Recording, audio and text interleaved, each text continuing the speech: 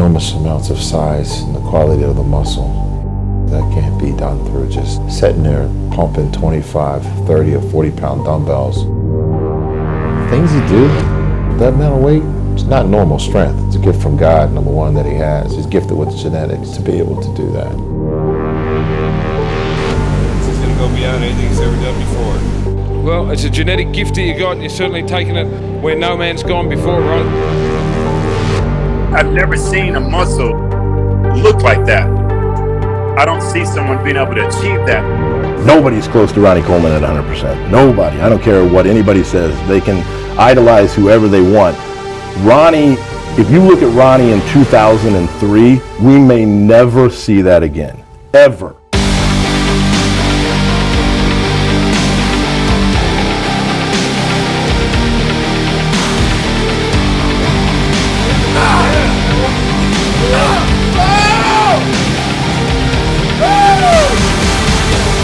The most muscular man the world has ever seen.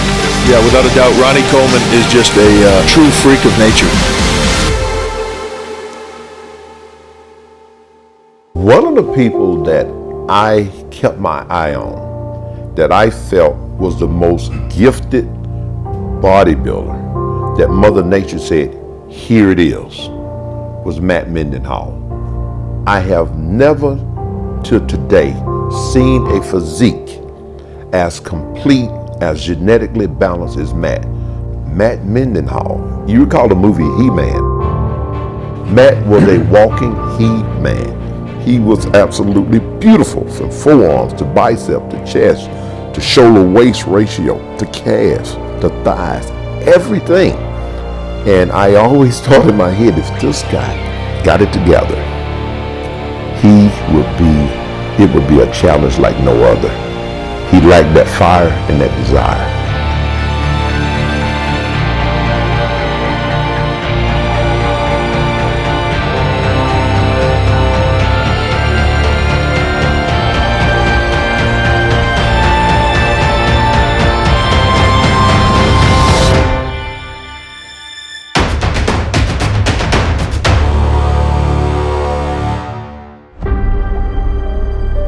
Sergio Oliva had uniformly long muscle bellies on like everywhere in his body. It's probably the most genetically gifted bodybuilder ever.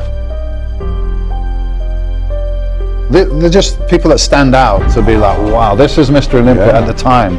I mean, it's like something from another planet at that time, the late 60s, right? Amazing. Ronnie was very gifted, but I would say Sergio has probably had the best genetics, and look what the guy looked like in the late 60s with what they had available.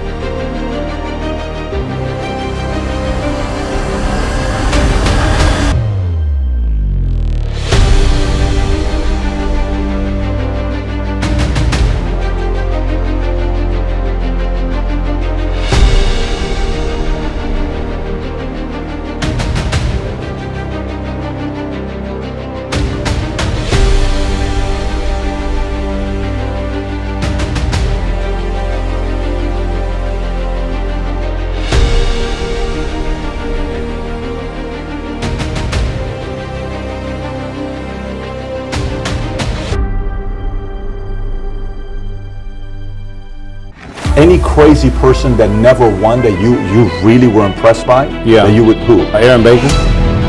I'll never forget the first time I saw him. I thought he was a superhero.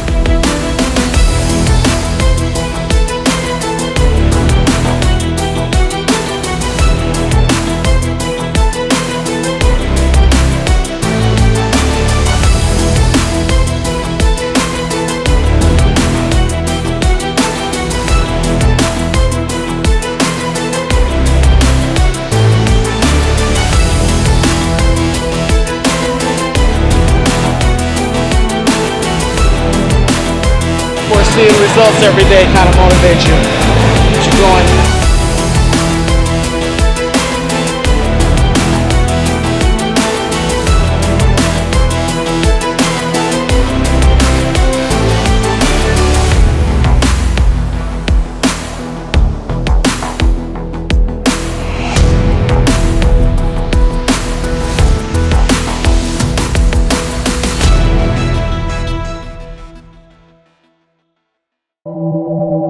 Nobody's the same in this game, but we're all in the same game, just different levels, dealing with the same hell, just different devils.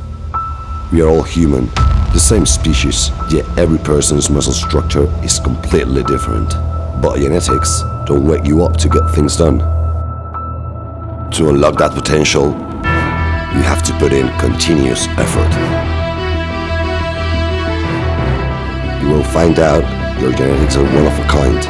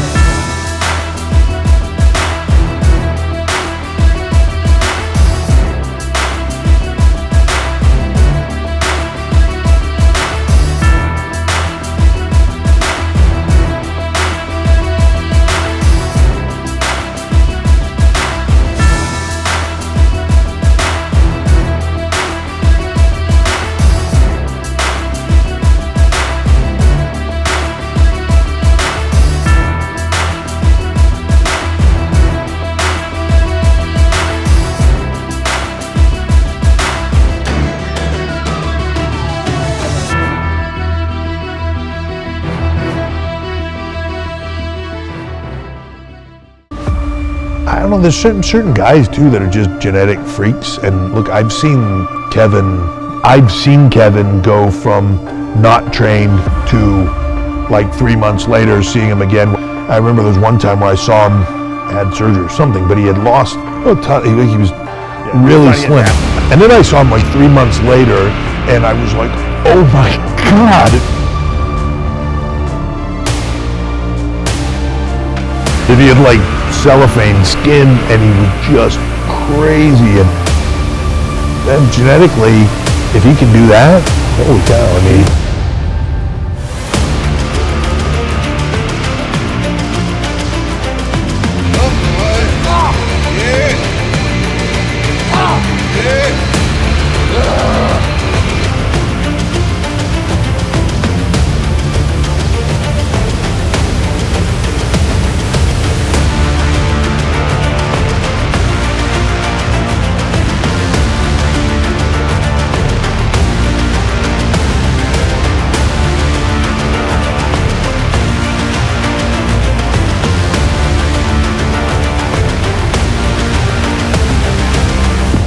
We all have something that's unique about each and every one of us. Just find out what yours is, believe in yourself, and tap into it. They all have at the top of the genetic field, but there is always going to be that outlying guy that is a flex wheeler that is just God-given. There's nothing that can match that. Flex Wheeler was beat by hard work. There was guys that outworked him, you know, but that wasn't because of, you know, they were better than Flex. That was just because Flex let him get it.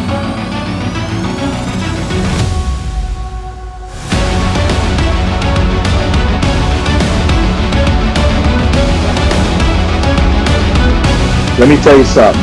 A Flex Wheeler out of shape to still beat me. A lot of times when you weren't 100%, you still beat me. Your shape and your symmetry and everything is just flawless.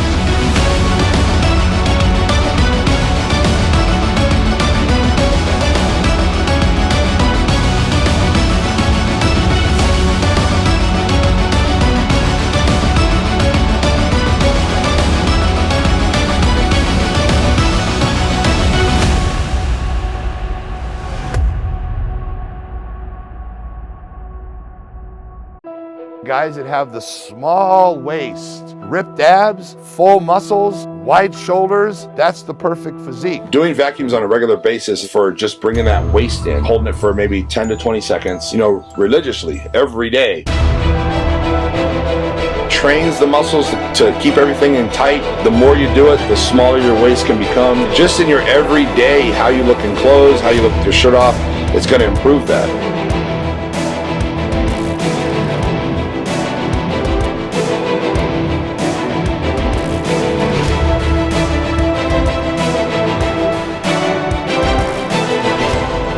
know, these physiques that were just like incredible to look at from every angle. Tiny little waist, tiny little joints, wide shoulders, masterpieces.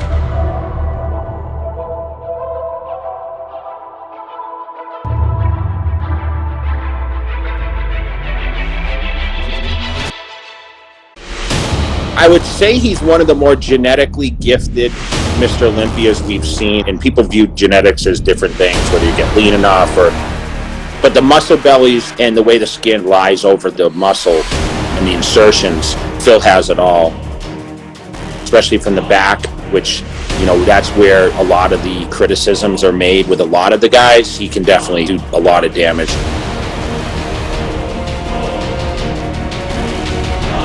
In order to take my career to the next level, I had to never just rely on genetics alone. And I had to understand that, you know, hard work beats talent every day.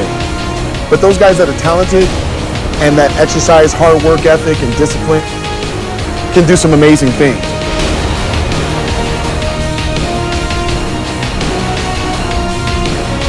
He has all the right tools, and with the right heart, he's a very dangerous bodybuilder.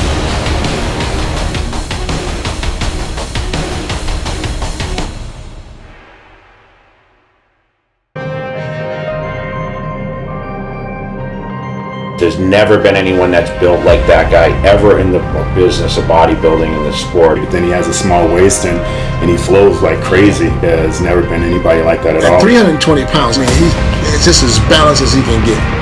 He has beautiful shape, symmetry for the size that he carries. We all know the guy has more muscle than almost everyone in certain areas, especially the legs. Say the guy is a genetic wonder. He's going to be unstoppable.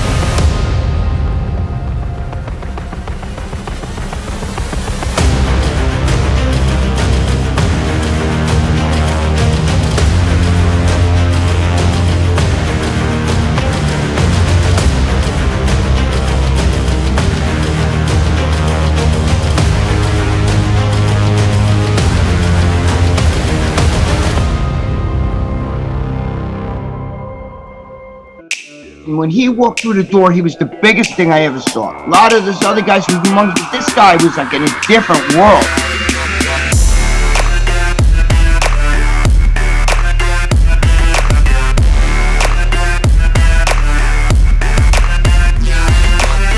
His legs were as thick, as round as a 45-pound plate.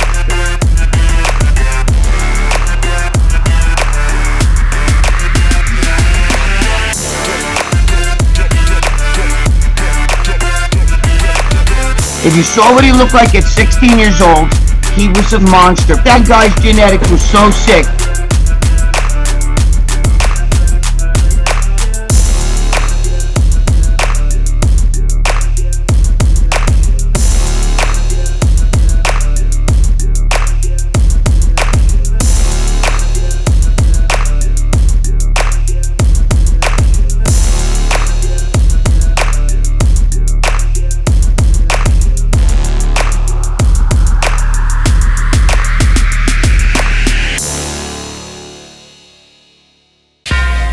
Watching him train in Gold's gym, veins would be running across his massive chest, shoulders, and arms.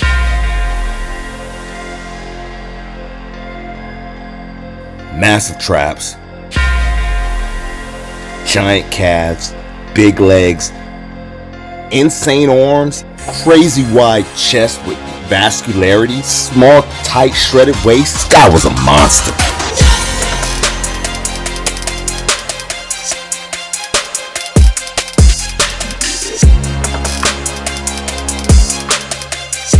Shoulder width is out of this world.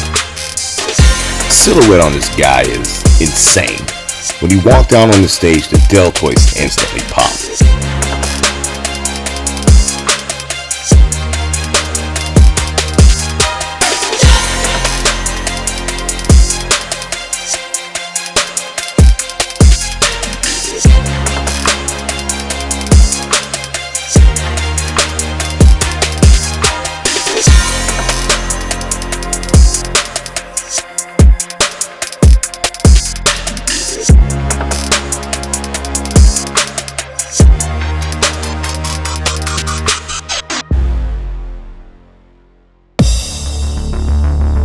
And Lee Priest was like the top then. And I always mention, anyone ever asked me who are the freakiest bodybuilders you've ever seen in real life, I cannot tell you how crazy Lee Priest was.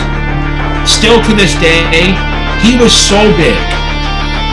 He could barely walk, that's how big he was. Like, I know in today's era, like, we've seen the biggest guys. Victor Richards was outrageous then, but Lee Priest was the biggest pound-for-pound guy I've ever seen. The arms and the legs, and I mean, it was just crazy. He was only my age. I think he was around 20.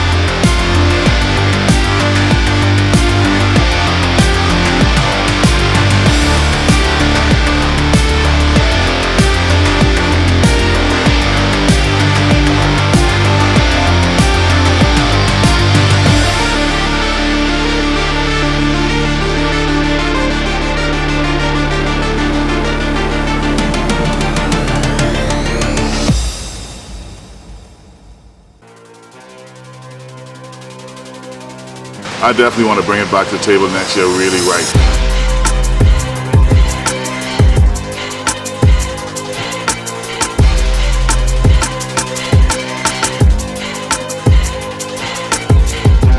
As we all know that from waist up, I'm deadly.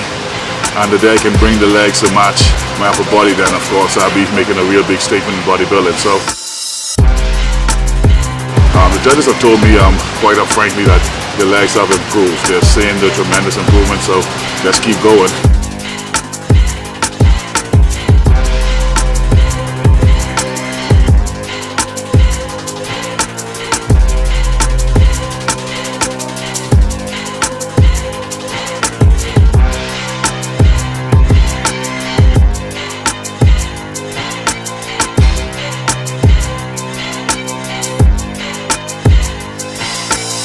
Actually, to be invited to the Mr. Olympia, what we call the big dance, is an accomplishment for me.